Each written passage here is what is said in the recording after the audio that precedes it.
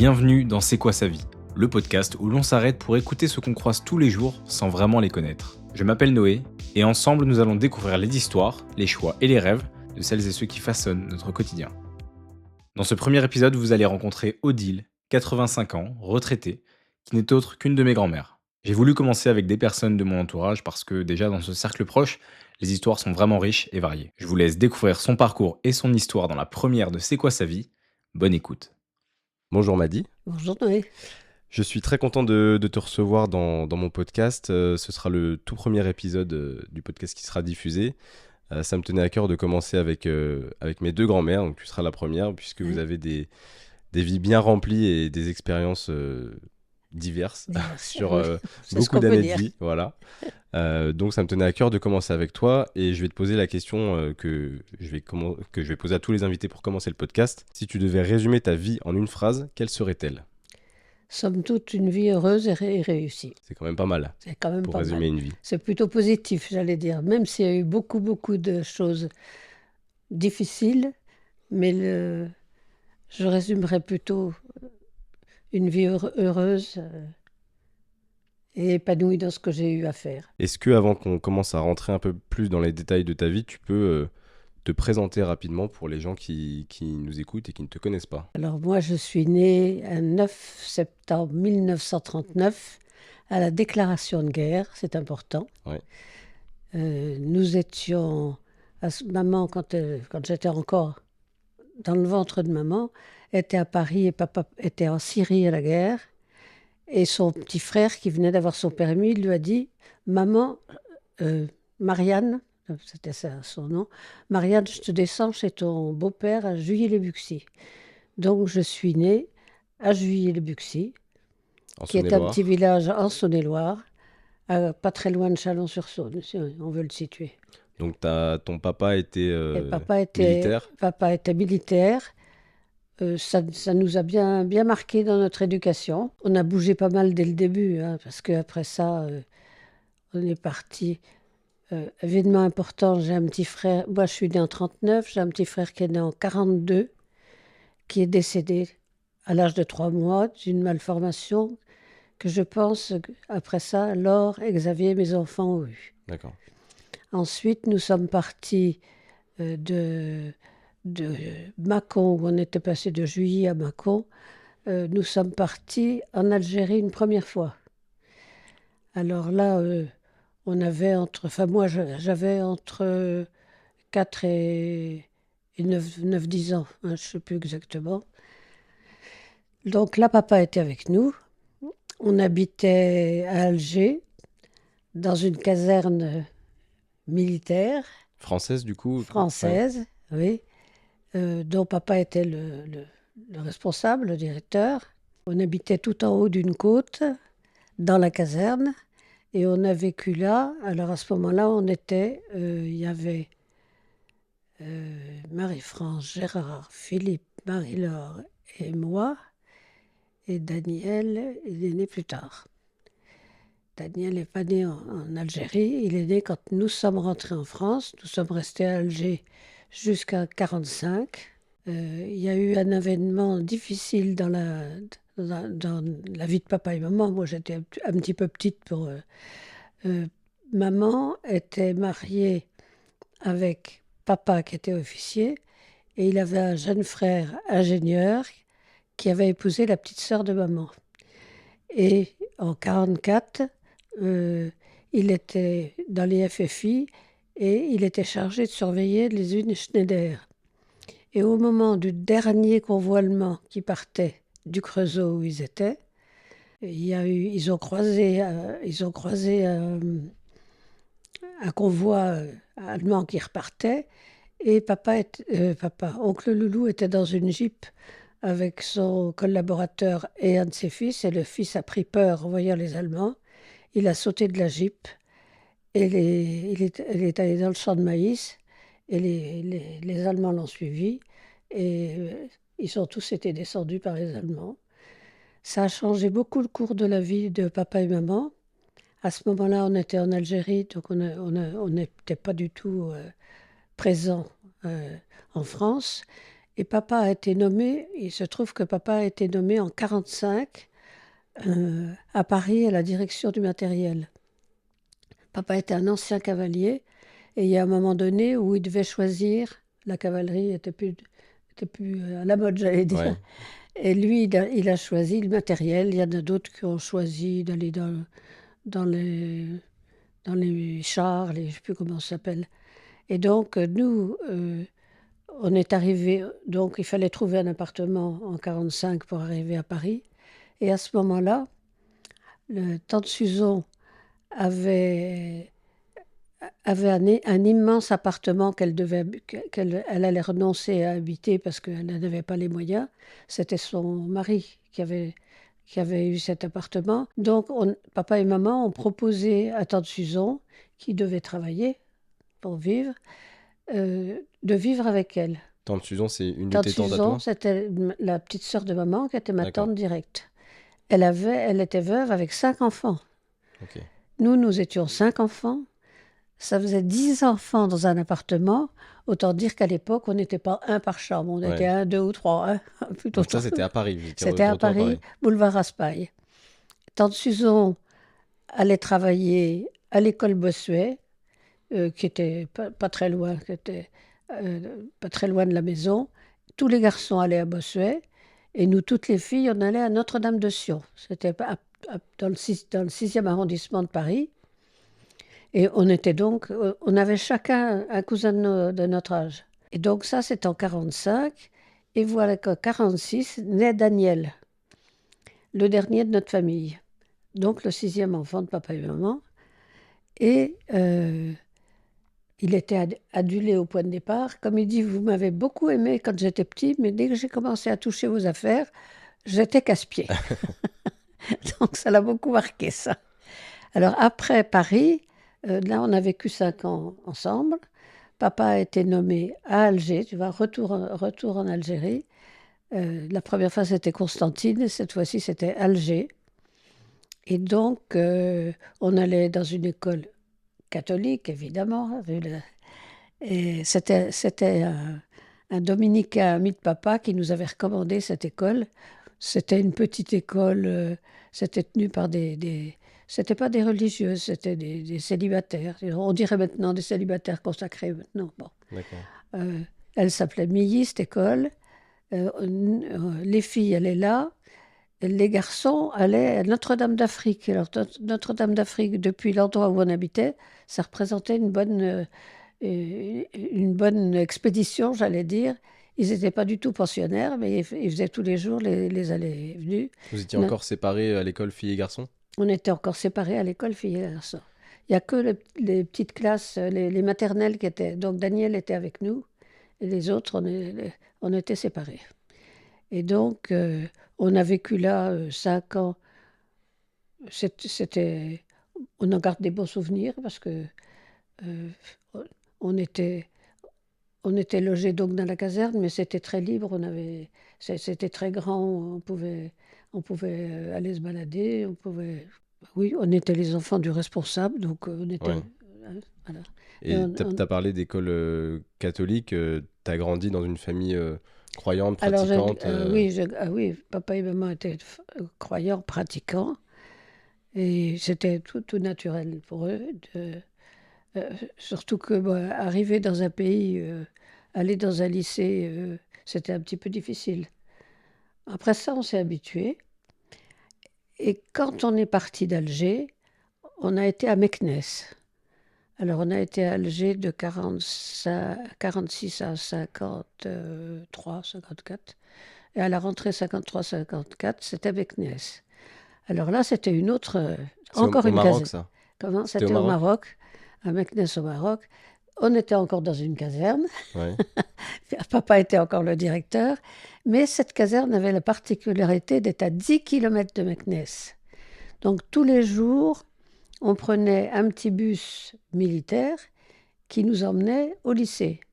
Alors là, il y avait garçons et filles. Hein. C'était pas du tout religieux, c'était laïque.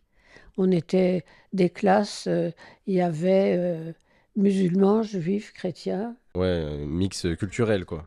mixte culturel. Et donc là, on partait tous les matins à l'école, on rentrait tous les soirs. Et pas loin de là, il y avait une école d'agriculture. C'est important parce qu'elle était située dans le même secteur à 10 kilomètres. Et c'était des jeunes étudiants hein, à l'école d'agriculture qui venaient régulièrement dans la caserne le dimanche, enfin ceux qui étaient pratiquants, venaient à la messe dans la petite chapelle militaire. Tu vois, on était vraiment, on vivait vraiment à 10 kilomètres de Meknès, quoi. À Ouais. l'époque, euh, on ne prenait pas sa voiture euh, pour aller à droite, à gauche. On habitait là, on habitait là. Il faut dire qu'on était merveilleusement bien, une immense maison entourée alors devant un grand jardin à la française, La ça avait classe. de la gueule. Et puis par derrière, alors là, le paradis, un jardin avec des fruits, des légumes, et les fruits, pour nous, c'était trouver des oranges comme dans le jardin, cueillir des clémentines. Moi, j'en garde un souvenir. Maintenant, même maintenant, à 85 ans, les premières clémentines qui arrivent sur le marché, on en achète parce que je ne peux pas m'en passer. Ouais, c'est toujours ta petite C'était, Madeleine de Proust. voilà, c'est ça exactement. Et donc, un petit peu plus tard, Alors, un petit tu peu vas plus. rencontrer Bernard, du Alors, coup, après ça, on rentre en France et papa est nommé à Dijon. J'avais à l'époque 17 ans, quelque chose comme ça, peut-être pas tout à fait. À la rentrée, tu vois, j'étais de septembre, euh, oui, j'avais 16 ans et 17 ans dans l'année. Et j'étais à ce qu'on appelait, ça s'appelait, ah ça y est, voilà que je trouve plus, Notre-Dame des Anges. Mon Dieu, c'est tout un programme. Notre-Dame des Anges. Et là, j'étais en classe avec Malou, une sœur de Bernard. Et Malou me dit, ah, écoute, j'aimerais bien que tu connaisses ma famille, que tu viennes me voir à la campagne. Ils habitaient à l'Étang-Vergy. L'étang-Vergy qui est situé. L'Étang-Vergy, c'est en Côte d'Or, c'est ce qu'on appelait l'arrière-côte, mais ça fait plus bien maintenant, on dit les Hautes-Côtes. C'est C'est, pas très loin de Nuit-Saint-Georges. ah oui, à 15 kilomètres de Nuit, même Voilà. pas, même pas. Nuit-Saint-Georges, ça peut parler pour les gens qui connaissent pas du tout avec Voilà, le vin, voilà, etc. ouais. Et donc, c'était je venais d'avoir 18 ans et je prends un train pour aller de Dijon à Nuit-Saint-Georges. Et là, Malou vient me chercher avec un de ses frères parce qu'il y avait pas- il fallait avoir une voiture, hein. Il n'y avait pas encore de bus. Il n'y avait que des bus de ramassage scolaire, mais pas. Et donc là, vient me chercher avec Malou un grand jeune homme, beau comme un astre, qui me dit, ben, il a dû me tutoyer tout de suite. On a dû tiens, ben, tu viens à côté de moi, mais je te confie, il y a un saladier avec du fromage blanc. Alors attention pour que ça ne se renverse pas, hein. Bon. Donc on arrive à l'Étang-Vergy. Et puis, et- à l'Étang-Vergy, il y a une grande. À l'époque, il n'y avait pas de chauffage central. Il y avait un poêle qui chauffait tout. J'allais dire, autant dire que dans les chambres, c'était pas chauffé. Mais peu importe. Donc, Malou me dit, viens voir, tu vas venir coucher, tu coucheras dans ma chambre. Donc, je grimpe l'escalier. Et à mi-hauteur, il y avait une espèce de petite fenêtre basse. Et moi, curieuse, j'entends du bruit. Je me penche. Et c'était Bernard, celui qui était venu me chercher, qui était en train de nettoyer des fûts. Parce que il y avait une cave avec du vin acheté par eux, parce que mon beau-père était négociant. Et il a eu deux fils. Il a demandé à deux de ses fils qui, au lieu de faire les études qu'ils avaient voulu, l'ont aidé. Et c'était Jean-Marie qui était plutôt du côté négociant et Bernard qui était plutôt du côté courtier. C'est très important parce que Bernard n'était pas du tout un col blanc. Alors que C'est-à-dire. en costume et Ah oui. hein, tous les jours, il était en habit plutôt de paysan, si on peut dire, avec des bottes et Ouais. pour aller chercher des échantillons de vin dans les caves. Donc pour lui, ça a été un moment très heureux. Après ça, pendant qu'il était là, il était quand même maire de l'Étang-Vergy, Après avoir été conseiller municipal, il a été élu maire. Sachant Et- qu'il avait quand même plusieurs années de plus que toi. Vous n'aviez pas le même Ah âge. oui, on avait 7 ans d'écart. Ouais, On avait 7 ans d'écart. Et puis, bon, bah, moi, je venais de temps en temps le dimanche. Et puis, après ça, bah, il m'a demandé en mariage. ouais, vous êtes fréquentés petit à petit. Et... Voilà. Et alors donc, je suis venue chez eux à 18 ans tout juste. Et on s'est mariés, j'avais à peine 20 ans. Donc, il y a eu fiançailles. Il y a eu, bon. Pour notre mariage, bah, comme c'était un petit peu là. Il n'y avait pas beaucoup d'argent, j'allais dire, dans la famille, puisque mon beau-père avait eu une maison de commerce à Dijon qui avait périclité, dans laquelle il travaillait avec un de ses frères. Et c'était là il avait cherché un lieu pour loger sa famille. Au départ, ça a été Chambol-Musigny, toujours en Côte d'Or, mais sur la côte. Et après ça, les gens qui avaient loué avaient eu besoin de reprendre leur maison. Donc, il avait été à l'Étang-Vergy, dans les Hautes-Côtes. Et la petite histoire veut que, comme il n'avait pas du tout d'argent, c'est ses beaux-frères, je dis ça parce que c'est important pour après, c'est ses beaux-frères Charles et Jean Opéra qui l'ont aidé. Et petit à petit, ils ont tout remboursé, si tu veux, mais c'était nécessaire au départ. Et donc, à ce moment-là, bah, on s'est mariés, on a eu 5 enfants en 7 ans. Ouais, ça, on va y revenir. Donc, de 60 à 66, vous avez eu On a eu 7 enfants. 6 enfants, pardon. six enfants. 6 Ouais. enfants. Dont la première grosse épreuve pour Bernard et moi, Laure, dont c'est l'anniversaire de la mort aujourd'hui, c'est curieux, mais c'est comme ça. Elle est morte le jour des Saints Innocents. D'accord. Et donc Laure, elle aurait 62 ans aujourd'hui. Et Véronique est née en 60, en septembre 60, Édouard en décembre 61, et Laure qui venait de début 62, 60, 61, 62, est née avec 2 mois d'avance. Alors, mais je me trompe dans les dates parce que, oui, c'est 59 Véronique, c'est 60 Édouard, et après ça, non, je crois que je me trompe. Bon, dans la suite, en tout Dans cas, la c'était suite, ça. dans la suite. Mais Véronique Édouard. elle est née donc prématurément, et elle est née avec à peine 1 an de différence avec Édouard, ce qui était...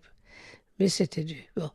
Elle avait une malformation, on ne savait pas très bien ce qu'elle avait. Petit à petit, elle a été chez les prématurés, elle maigrissait.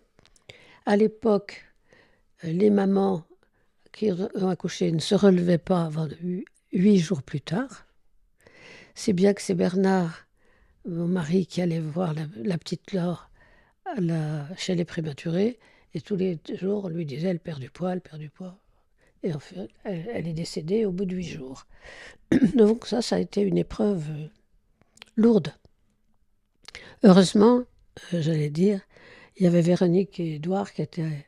Édouard spécialement plein de vie. Hein. Ouais. Alors ça m'occupait bien. Et puis Bernard avait une tendance quand même déjà à être un petit peu dépressif. Et là, on a discuté avec son frère Jean-Marie. J'ai dit à Jean-Marie, tu sais, il faut que tu lui redemandes de travailler vite fait parce que c'est pas bon qu'il reste à tourner en rond dans sa peine. Parce qu'il faisait plus rien. Ouais, si tu veux, comme ils étaient travailleurs indépendants, ils pouvaient se permettre de ne pas aller tout de suite chez les...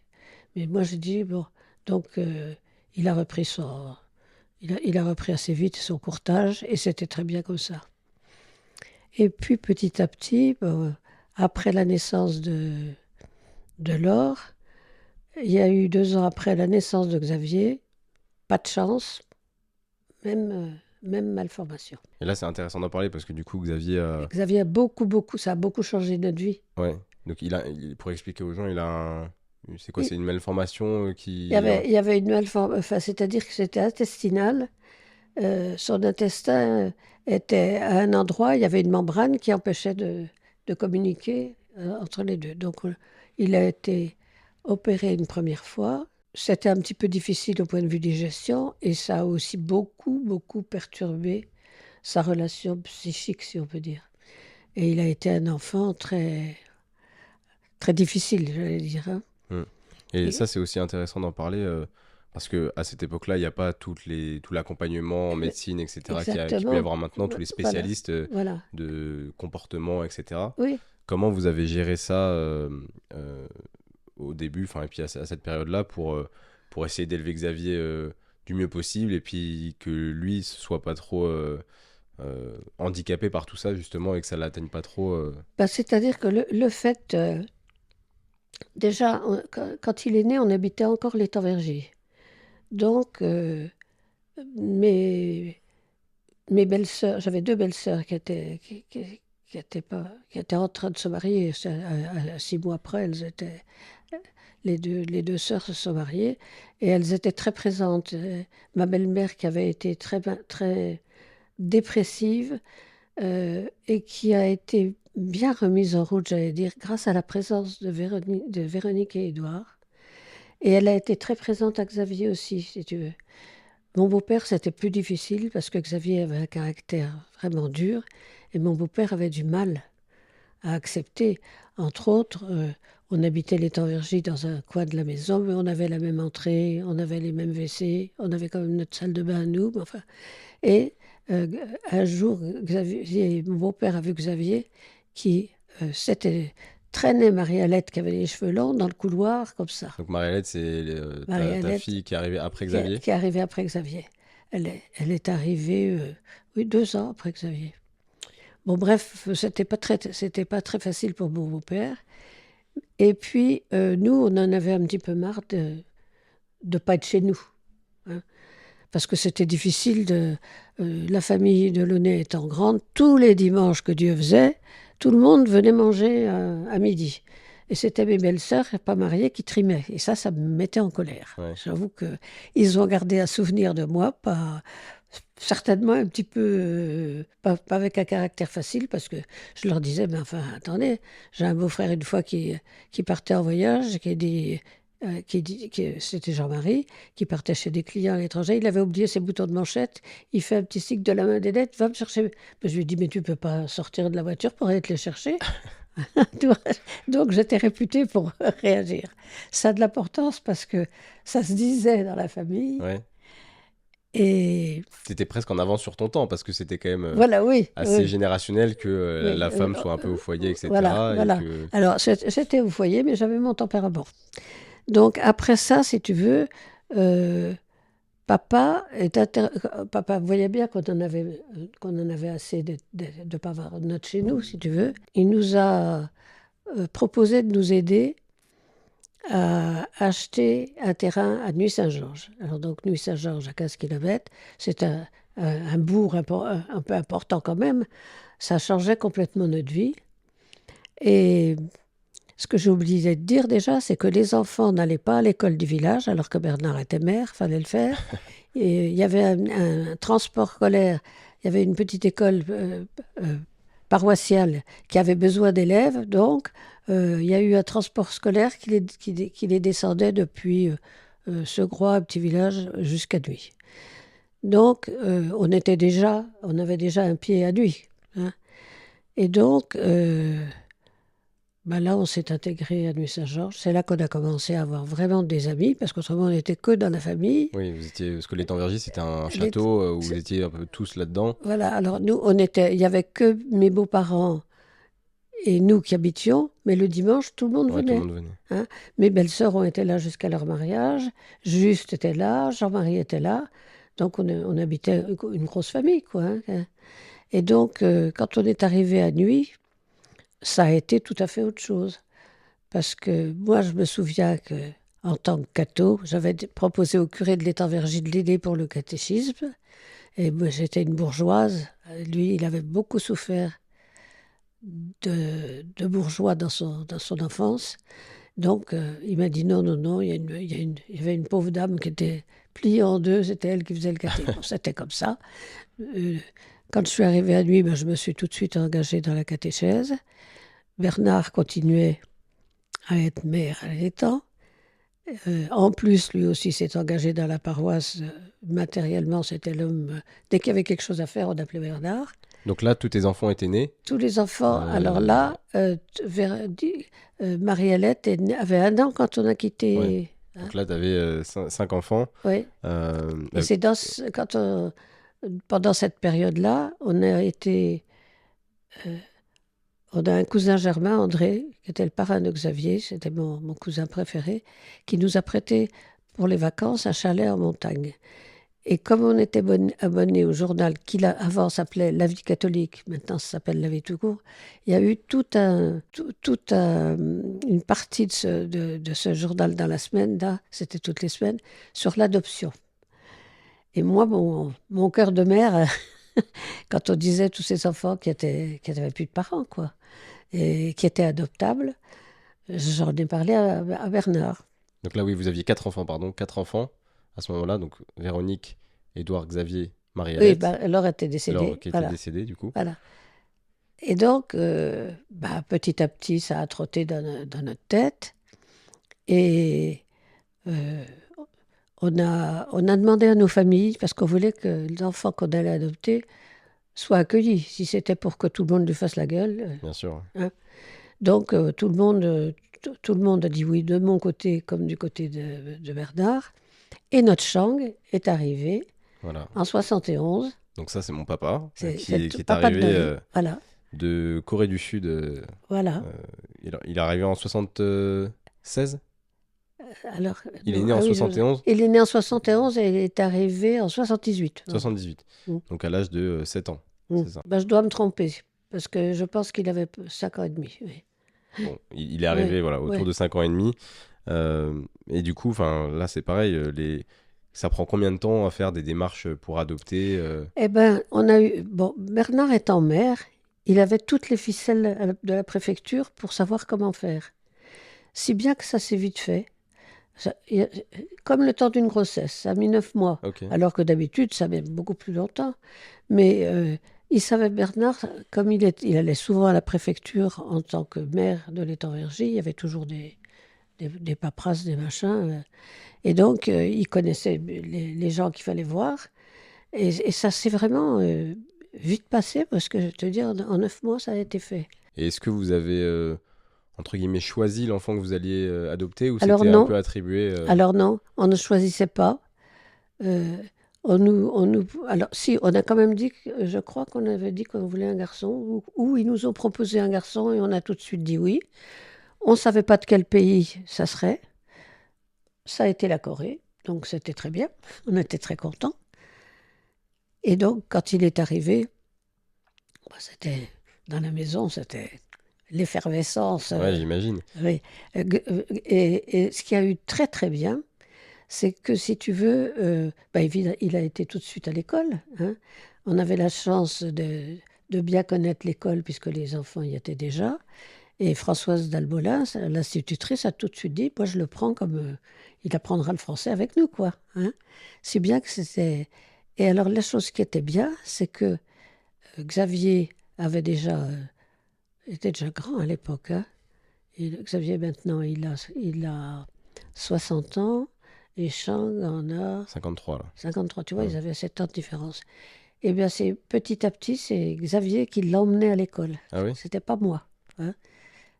Donc ça a pris pour Xavier, ça a été très important. Et donc... Il n'avait pas de petit frère, en plus, il avait qu'une petite sœur, Xavier. Voilà. Une petite sœur qui était son souffre-douleur, en plus. Hein.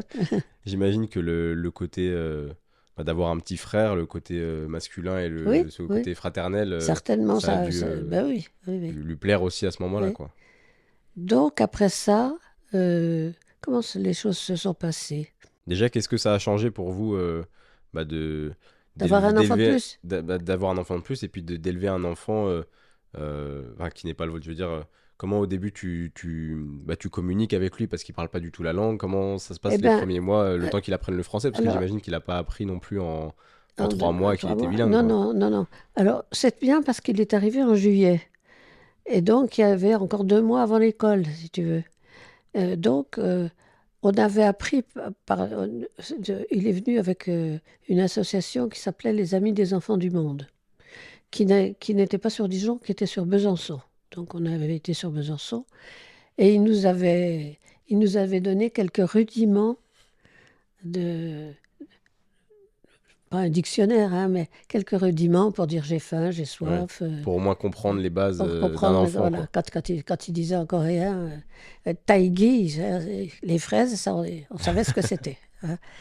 Et donc, bah, ça s'est fait petit à petit. Il n'y a qu'une fois où je me souviens, alors qu'il était facile, une fois, on était parti l'été à Bétail. Bétail, c'était une maison familiale qui était dans le Lot, qui venait du côté de ma belle-mère, et où ils avaient été pas mal pendant la guerre pour fuir les Allemands qui arrivaient encore dans le nord de la France. Et donc, je me souviens que j'avais pas compris ce qu'il me disait. J'avais le bras sur mon siège, il m'a mordu. Je comprenais rien. Bon, alors après, il s'est calmé après. Mais il a eu l'air de dire j'en ai ras-le-bol que tu ne me comprennes pas, quoi. Donc, si tu veux, ça s'est fait petit à petit, mais bien, bien, quoi.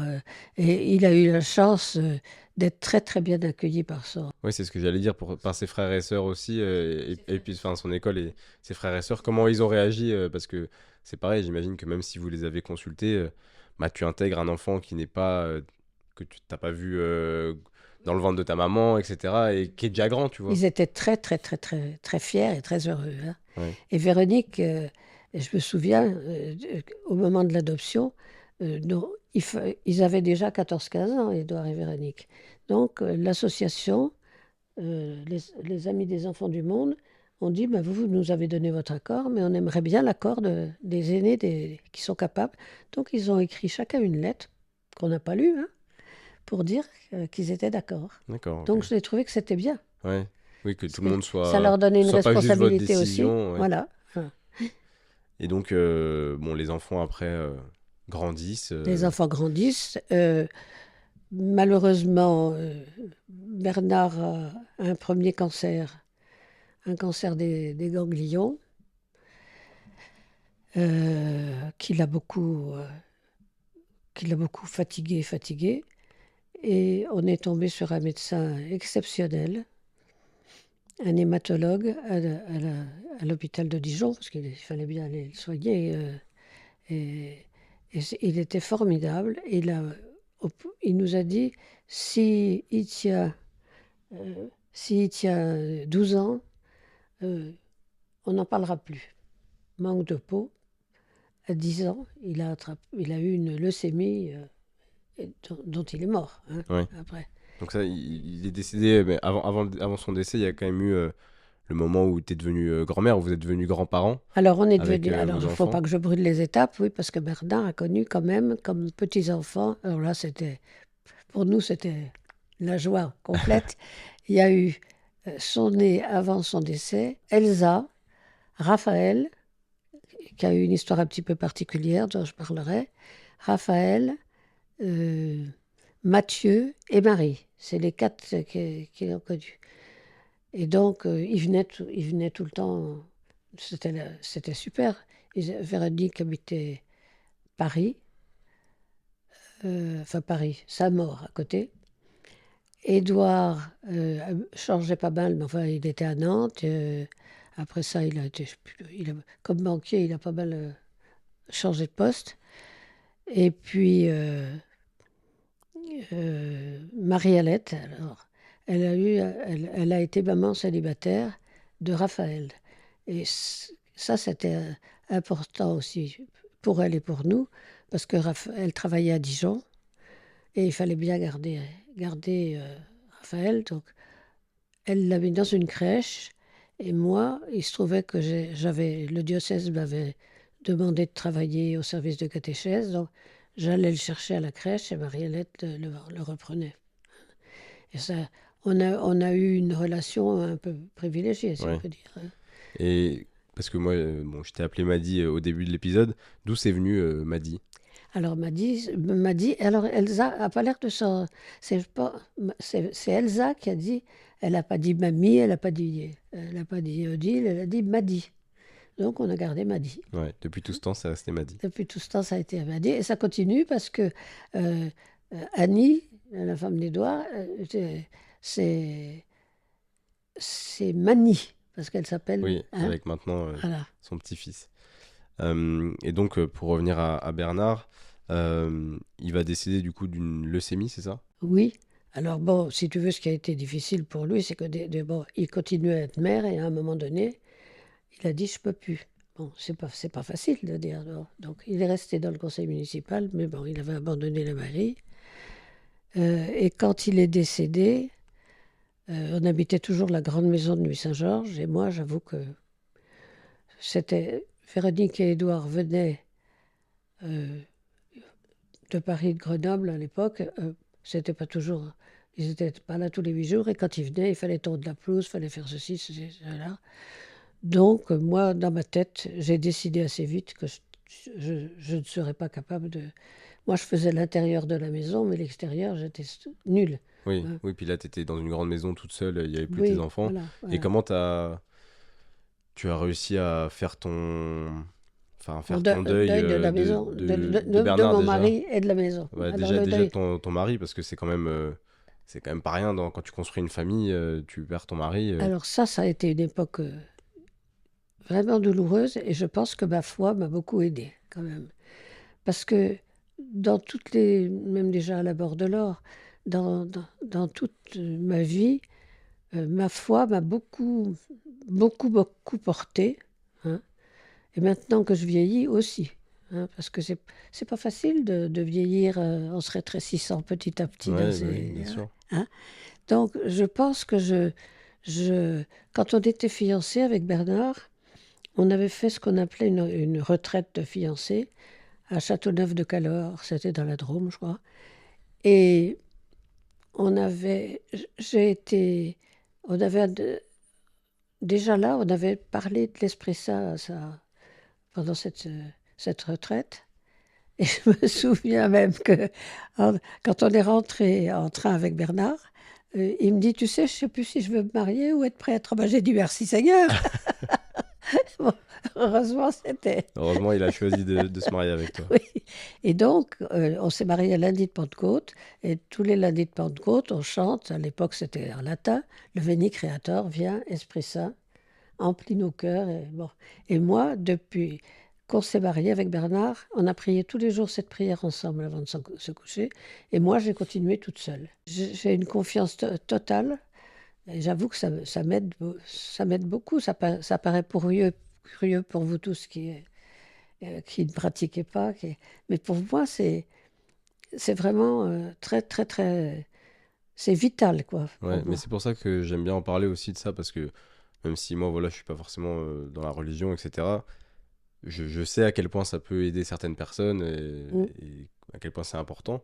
Et donc de comprendre bah, en quoi pour toi c'est important à ce point, et ça te permet, j'imagine, de le garder un peu avec toi aussi, de garder Oui, Bernard avec toi oui, d'une oui, certaine façon, oui, oui, en entretenant un peu ce oui, petit rituel-là que vous aviez, oui, oui, etc., oui, quoi. oui. Donc après, tu vas déménager de Nuit-Saint-Georges, Mm. tu vas un peu abandonner cette maison que tu Alors, pouvais plus assumer toute seule. je l'ai vendu à un ménage qui avait 5 enfants. Donc, ça m'allait tout à fait. Ouais, ça reproduisait Parce un que petit peu le schéma. voilà, ça reproduisait le schéma. C'était des gens très engagés dans la paroisse aussi. Et donc, à ce moment-là, bon, je me suis dit vraiment, c'est trop lourd pour moi. Dieu sait pourtant on y avait, et j'y ai toujours beaucoup d'amis. Et puis, euh, on a le parrain de Chang était le curé de la paroisse, s'appelait Ben, qui nous a beaucoup aidés dans notre vie de couple et dans nos épreuves. Et, mais je me suis dit, je ne peux plus rester là. Et j'ai commencé par acheter un. Et je trouve qu'il y avait un appartement à vendre qui avait un tout petit bout de jardin. C'était important parce que quand je vous gardais, mes chers Ouais, petits-enfants, c'est vrai. eh ben On était bien content d'avoir un petit bout de vous jardin étiez en bien ville. contents. Un jardin en ville, c'était quand même pas mal. Bon, donc, j'ai vécu là. Et là, c'est Donc là, déjà on est en 2000 à peu près quand tu reviens sur Dijon, c'est ça? en 2000, Ouais. 2000, 2001, oui, non, 2000. Et donc là, un autre événement dans ma vie, Maurice, mon beau-frère, alors à Dijon, ben, les petits-enfants, vous étiez avec vos parents, moi j'avais pas d'enfants avec moi. Hein. Mm. À cette époque-là, Maurice, le frère aîné, qui était prêtre, a fêté ses 50 ans de sacerdoce. Et il a invité tous ses cousins germains, dont un certain André Opérin. C'est là que je l'ai rencontré. Alors, je l'avais déjà vu aux 70 ans d'un de ses beaux-frères. J'avais été invitée, mais là, on ne se connaissait pas.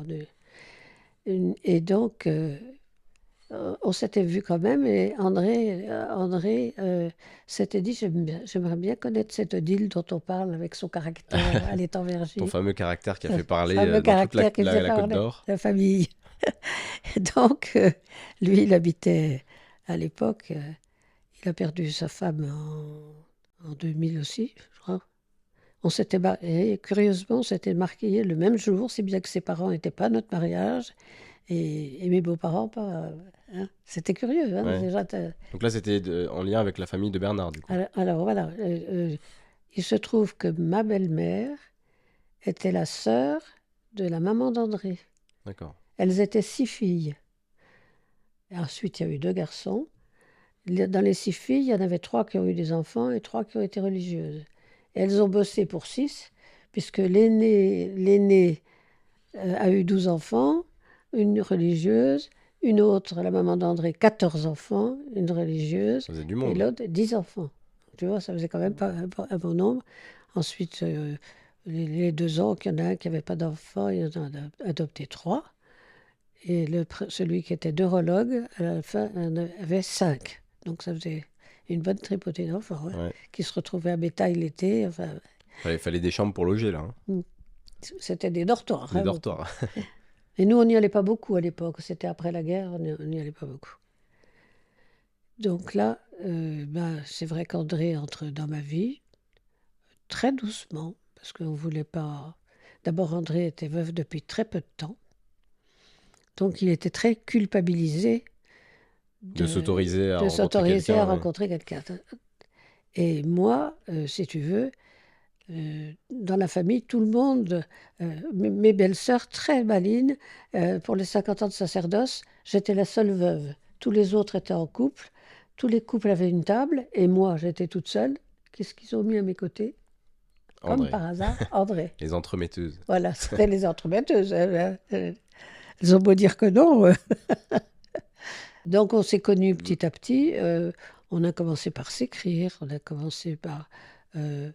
André venait une fois de temps en temps. Et puis après ça, on s'est dit, on va prévenir nos enfants. Mais il m'a toujours dit, je ne me marierai pas une seconde fois. Alors, je lui dis, ça, c'était un point... Je lui disais, mais moi, pour moi, Cato, je ne me vois pas vivre avec toi sans être marié. Ouais. Hein, ni civilement, ni religieusement. Bon, c'était comme ça. Parce qu'il est adorable, mais têtu. Il me l'avait dit. Hein, il m'avait dit, tu verras, j'ai un sale caractère. Vous étiez 2 comme ça. Je lui ai dit, t'es pas un sale caractère. Voilà, on était 2, comme tu dis. Et donc, pour finir, j'ai dit oui, j'ai toutes mes amies qui me disent, mais Odile, mais qu'est-ce que ça peut faire C'est important pour toi. Tu as encore Xavier qui était encore bien difficile à l'époque. Hein. Donc, quelle a été un peu la réaction de tes enfants, là, quand tu annonces que tu... la réaction, Marie-Alette, elle a été aussi nette. Et papa je l'entends encore. Et papa je lui dis, ma chérie, ça n'empêche pas que j'aime ton papa, mais il est plus là, mais t'inquiète pas, je ne l'oublierai pas. Mais pour elle, surtout qu'elle était très, très, très proche de... elle était la plus jeune déjà, Véronique était partie loin. Elle avait eu son Raphaël qu'on aidait, donc papa était très proche d'elle. Hein. Donc, et papa. Puis les autres, petit à petit, c'est vrai que ça leur a fait drôle au départ, mais après ça, on n'a pas vécu ensemble pendant... On a vécu ensemble en 2002. Vous avez pris le temps. Vous avez pris le temps par étapes. Et donc pendant ce temps-là, tu étais toujours engagé, toi, dans les... moi j'ai toujours été engagée, oui. Alors moi j'ai été... Pour la petite histoire, c'est Laurent Le Ulrich qui était l'archevêque de Paris, qui était prêtre à Dijon.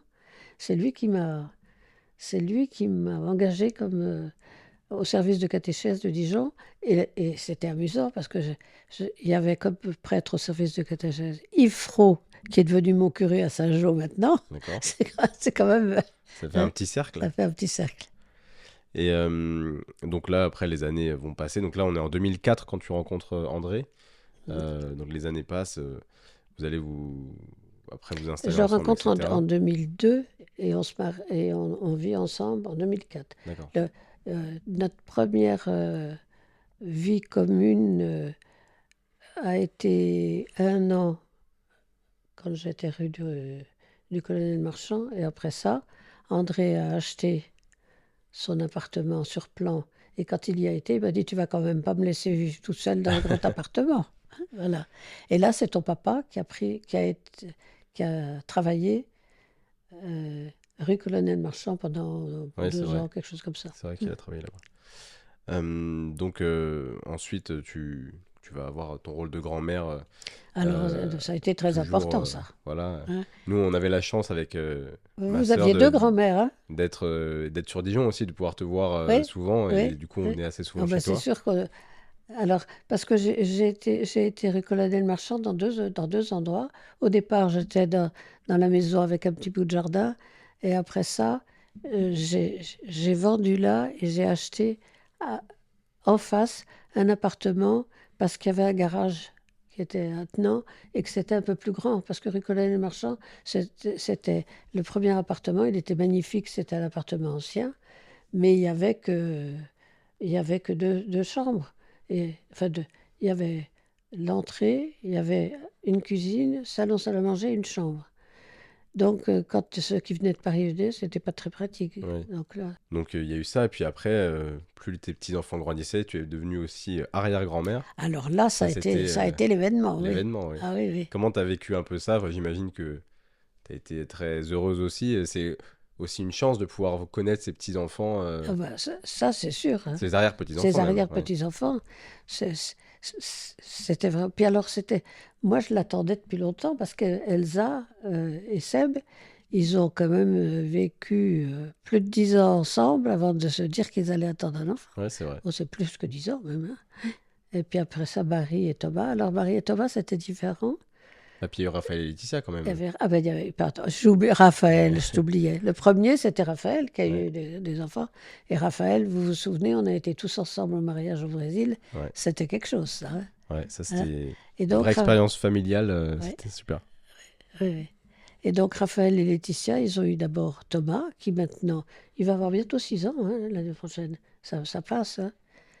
Et puis le petit Felipe.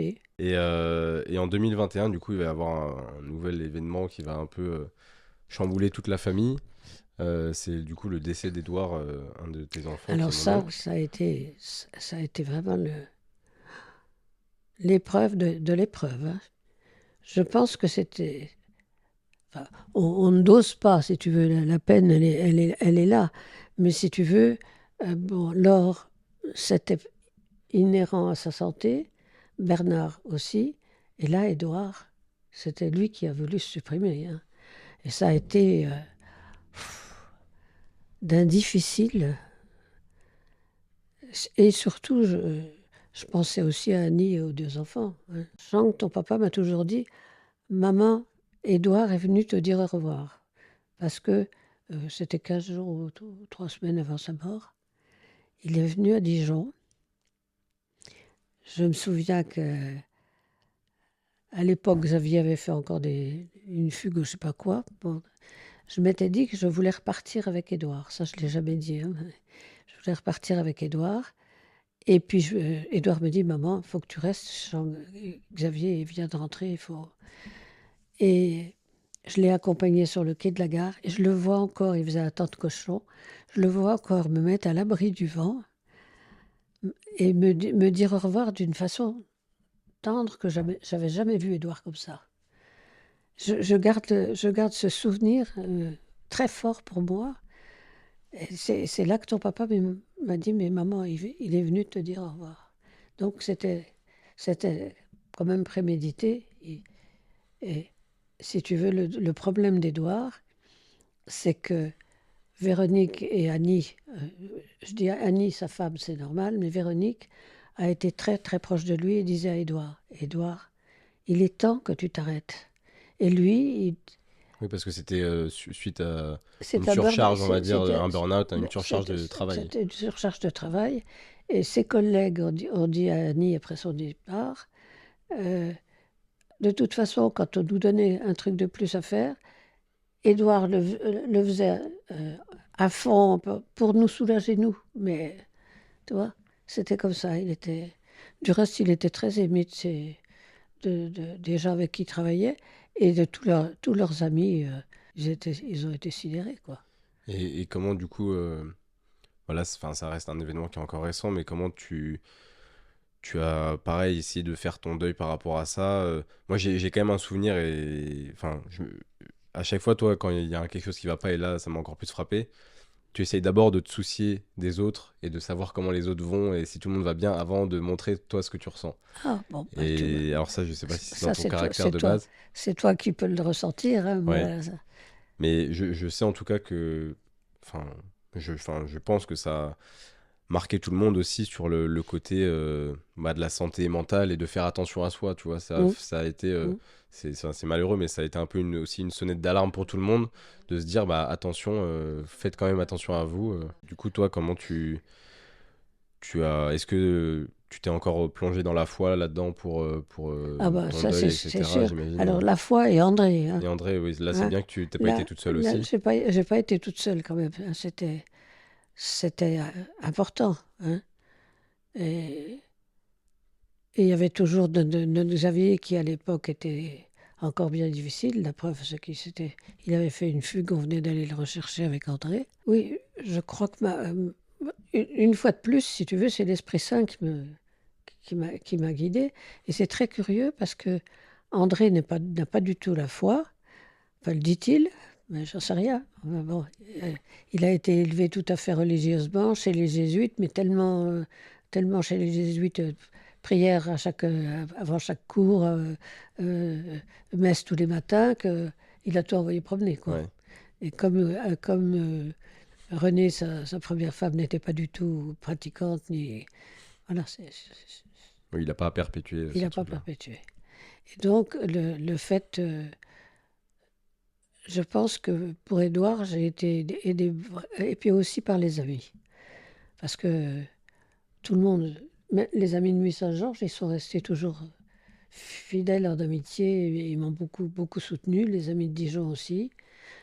Euh, les prêtres, le père Carr et le père Jobard, avec qui j'avais été permanente à Nuit. Bon, tout le monde m'a. Je ne me suis pas sentie toute seule, hein. Ouais. Ce qui est important dans ces moments-là Oui. et Et surtout, puis vous, oui, puis tous les enfants, ta grand-mère qui avait connu plein d'épreuves, on était très proches à l'époque. Bon, les choses ont fait que pour l'instant, c'est pas la même chose, mais ça n'enlève rien à tout ce qu'on a vécu. ouais, bien Mm. sûr. Ouais, pour terminer un peu cette chronologie, si on fait un point là sur ta vie actuellement, comment est-ce que tu vas? Qu'est-ce que tu fais maintenant? Est-ce que tu as toujours des engagements auprès du diocèse, d'associations, de choses comme ça? Plus tellement, même plus du tout, j'allais dire, parce que je suis quand même inquiète, je dois dire, quand il y a 2 ans, ça va faire 2 ans maintenant, hein, euh, mon médecin me dit faut faire des examens parce que, au point de vue neurologique, il y a quelque chose qui tourne pas bien rond. On a cru que j'avais une maladie de Parkinson. Alors, les médecins ont des termes magnifiques. Je n'ai pas une maladie de Parkinson. J'ai un syndrome parkinsonien non évolutif. Comme je n'allais pas très bien il y a 2 mois, mon médecin m'a dit, bon, il faut qu'on regarde les choses en face, hein. C'est pas non évolutif, ça évolue. Donc j'en suis là. Mais si tu veux, avec mon tempérament, je m'en inquiète pas outre mesure. Je m'en inquiète pour moins embêter le monde le plus possible. Déjà André, qui a eu une femme malade, qu'il a portée pendant 25 ans, hein. Et puis, vous, mes enfants, donc si tu veux, mes enfants, mes petits-enfants. Alors, c'est un souci qui est dans ma tête constamment, mais j'allais dire, sans prendre les choses au tragique. Oui, tu l'abordes là d'une façon Je positive. je Enfin, l'aborde voilà, je me dis: «Arrivera ce qui arrivera». Il y a des gens qui ont un cancer, il y a des gens qui ont il y a des gens, il y a un monsieur dans la paroisse qui est parkinsonien. Ben, j'ai eu une amie parkinsonienne qui n'en finit pas de mourir, mais qui a plus du tout sa tête et tout. Oh ben, je me dis: «J'aimerais mieux pas être comme ça», mais je ne sais rien. Donc là, pareil, je me confie au Seigneur, puis je dis: «Bon, Esprit Saint, donne-moi ta force pour que j'aie à vivre au jour le jour». et je trouve que c'est fort, tu vois, d'arriver à penser comme ça, et je pense que toutes les épreuves que tu as vécues, ça t'a aussi servi peut-être dans la façon dont tu réfléchis, mais de se dire, bon bah, c'est là, on peut C'est rien y là, faire, il y a des choses qu'on ne peut pas. voilà. J'ai pas choisi la mort de Laure, j'ai pas choisi la mort de Bernard, j'ai pas choisi la mort d'Édouard, j'ai pas choisi le handicap de Xavier. Il y a une chose très importante que je n'ai pas encore dit par rapport à Xavier. Xavier, il a été sous curatelle, c'est-à-dire que c'était Olivier Bray qui, avant, était son curateur. Le curateur, c'est la personne qui aide et qui prend des responsabilités. Olivier qui est quelqu'un de la famille aussi. Olivier Bray, c'était un cousin germain de Xavier, qui aimait beaucoup Xavier, qui était, qui était magistrat. Et à un moment, il est parti à Hollande. Il a dit: «Je ne vais pas continuer depuis la Hollande». Donc, il a demandé à Véronique, qui a dit d'accord. Donc, c'est Véronique, sa curatrice. Et j'ai fait un truc qu'eux n'avaient jamais osé. C'est qu'un jour où Xavier a dépassé les bornes, je me souviens, je le vois encore. Quand Véronique et Pierre arrivaient de Paris, enfin de sa mort, j'invitais toujours Xavier à déjeuner. Bon, alors donc Xavier est venu et il a pété les plombs d'une façon. Il était agressif envers moi. Il racontait des ordures sur la reine d'Angleterre parce que sa belle-fille était morte. Enfin, bref, il la traitait de putain. Enfin, tous les mots, quoi. Je me suis dit, bon, on va s'arrêter là. Et j'ai dit à André, qui était sidéré, j'ai dit: «Je crois que j'appelle l'hôpital psychiatrique». André m'a dit: «Tu crois?» Ah, je lui ai dit: «Je suis persuadée». Et là aussi, je suis persuadée que la force que j'ai eue pour le faire, parce que c'est pas facile, c'est quand même, c'est l'Esprit Saint qui m'a aidée. Quand Véronique et Pierre sont arrivés, j'étais en train de téléphoner. Véronique était catastrophée. Tout était parti. Le processus était engagé. Il lui avait dit, l'hôpital psychiatrique m'avait dit: «Vous appelez le service psychiatrique du CHU». Sont arrivées deux personnes. Et entre-temps, ce que je n'ai encore jamais compris, j'ai eu un coup de fil de la gendarmerie qui m'a dit: «Madame, vous êtes âgée, vous habitez au 5e étage». Mais comment ils savaient tout ça? Il y a une balustrade. Si votre fils veut faire une bêtise et passer par-dessus la balustrade, qui va vous aider à le retenir? Et j'ai dit: «Mais j'ai mon gendre qui arrive, ça ira». Mais tu te rends compte? J'ai eu ce coup de fil, mais pour moi, je l'explique pas. Ouais. C'est comme ça. Donc, tout est arrivé. Xavier a en effet voulu passer par-dessus la balustrade.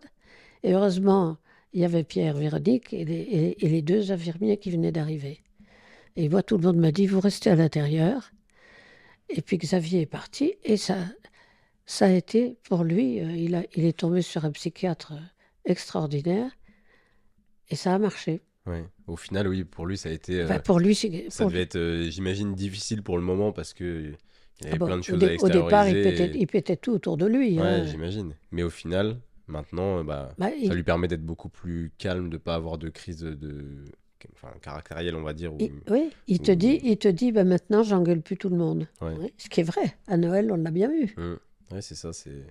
C'est mieux pour lui, mieux pour tous les C'est gens mieux. autour Et aussi. il est content de ne pas embêter le monde, en Bien fait. sûr, ouais, bien sûr, parce que j'imagine que pour lui, ça devait être dur à vivre aussi, parce que forcément, quand tu es comme ça dans un environnement familial, etc., toute la famille qui est en plus habituée à te voir, Ouais. n'a pas envie de passer un mauvais moment parce Ouais. que ça Ouais. s'engueule sur je sais pas quel Et puis, sujet. quand on voit comment Noël s'est passé, il n'y a qu'une chose un petit peu que... quand j'ai dit au revoir à Annie, elle me dit: «Il nous manquait quelqu'un». Je lui ai dit: «Oui, Annie». C'est pour ça que j'ai mis un petit mot après en disant: «Bernard et Édouard était avec nous pour Noël, j'y crois. Écoute, Maddy, merci beaucoup. On va terminer là-dessus. On a eu un bon échange d'1 heure, je suis content. C'était aussi important pour moi de garder une trace de toute ta vie racontée par toi. Je trouvais ça important. Ouais. Je suis beaucoup moins, comment dire, c'est vrai que ça revient, ça repart, j'ai ma tête beaucoup moins bien faite qu'avant, mais c'est comme ça. Mais au moins, tu as dit, je pense, l'essentiel. Donc voilà, ce sera le premier épisode d'une longue série, je l'espère, et je suis très content d'avoir commencé par toi. Eh ben moi, j'ai été très touchée de ta demande. Merci, Maddy. Voilà. Allez, je t'embrasse. Merci. Merci d'avoir écouté cet épisode jusqu'au bout. Vous pouvez aussi venir raconter votre histoire en remplissant le formulaire dans la barre d'infos. Pensez à suivre C'est quoi sa vie sur les réseaux sociaux pour être au courant des prochaines sorties et parlez-en autour de vous si le cœur vous en dit.